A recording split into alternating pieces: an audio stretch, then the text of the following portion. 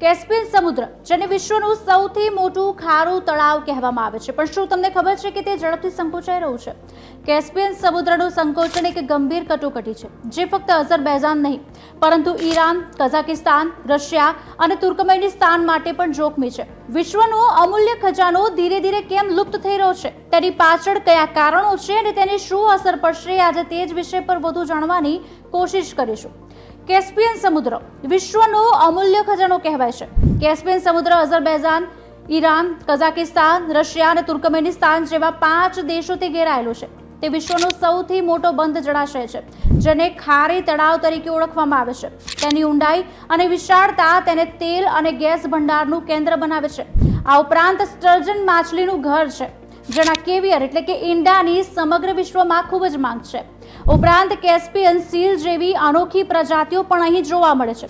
પરંતુ હવે આ સમુદ્ર ઝડપથી સંકોચાઈ રહ્યું છે, જેની આ દેશોના સ્થાનિક લોકોના અર્થતંત્ર, પર્યાવરણ અને જીવન પર ઊંડી અસર પડી રહી છે. પાણીના સ્તરમાં ઘટાડો થઈ રહ્યો છે. કેટલો અને શા માટે તે જાણીએ. કેસ્પિયન સમુદ્રનું પાણીનું સ્તર દાયકાઓથી ઘટી રહ્યું છે, પરંતુ તાજેતરના વર્ષોમાં તેની ગતિ વધી રહી છે. છેલ્લા 5 વર્ષમાં પાણીનું સ્તર 0.93 મીટર એટલે કે 3 ફૂટ ઘટ્યું છે. છેલ્લા 10 વર્ષમાં 1.5 મીટરનો ઘટાડો થયો છે. છેલ્લા 30 વર્ષમાં 2.5 મીટરનો ઘટાડો થયો છે. દર વર્ષે પાણીનું સ્તર 20 થી 30 સેન્ટીમીટર જેટલું ઘટી રહ્યું છે. સાથે એ જાણવાની કોશિશ કરીએ કે આ પાછળના મુખ્ય કારણો કયા છે. આબોહવા પરિવર્તન પહેલું કારણ છે.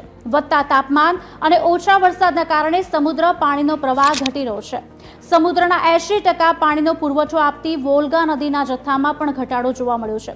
વોલ્ગા નદી પર બંધ, તે બી એક કારણ છે. રશિયાએ વોલ્ગા નદી પર 40 બંધ બનાવ્યા છે. વધુ 18 બંધ બનાવવામાં આવી રહ્યા છે. આ બંધ વીજળી અને સિંચાઈ માટે પાણીને અવરોધ કરી રહ્યા છે, જેના કારણે પાણી સમુદ્ર સુધી પહોંચી નથી રહ્યું. હવે તેની આર્થિક અસરો વિશે વાત કરીએ. કેસ્પિયન સમુદ્રના સંકોચનની સૌથી મોટી અસર અઝરબૈજાનની અર્થવ્યવસ્થા પર પડી છે, જે તેલ અને ગેસ પર નિર્ભર છે. સમુદ્રના ઘટતા પાણીના સ્તરના કારણે જહાજોને બાકુ પોર્ટ પર આવવા જવામાં મુશ્કેલીનો સામનો કરવો પડી રહ્યો છે, જેના કારણે તેલના શિપમેન્ટમાં ઘટાડો થયો છે. 2025ના પહેલા ભાગમાં ડુબેન્ડી ઓઇલ ટર્મિનલથી 8.1 લાખ ટન તેલ અને તેલ ઉત્પાદનો મોકલવામાં આવ્યા હતા, જે ગયા વર્ષે 8.8 લાખ ટન હતા. જહાજોના કાર્ગો વહન ક્ષમતા ઘટી જવાથી લોજિસ્ટિક્સ ખર્ચમાં પણ વધારો થયો છે. પર્યાવરણીય કટોકટી પણ નોંધાઈ છે.